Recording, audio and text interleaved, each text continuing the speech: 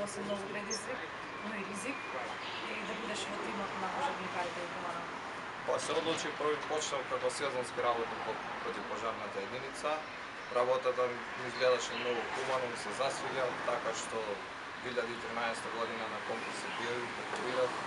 Ете, како млад пожарникар и ден денеска учам по старите, по искусните колеги и работиме на интервенциите по противпожарната единица. Од твоја гледна точка, кажи ми опасност оваа професија, како е за еден млад пожарникар, што треба да постигне за да биде успешен? Па, оваа професија секогаш има опасност и не се знае на каков пожар и на какви интервенции ќе наметаме. Ние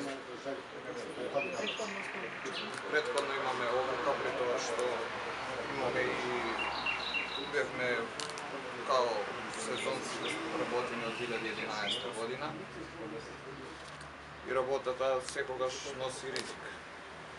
При тоа што млад секогаш треба да се учи по старите, ова работа е екипна работа. Но и се очекува повеќе секогаш од младите, така? Така. Сметате ли дека сте доволно платени за работата која што ја извршувате? Па сега, работата која што се извршува моментално во државата, мислам дека спрема ситуацијата во државата, мислам дека сме добро. Стефан Крстис. 24.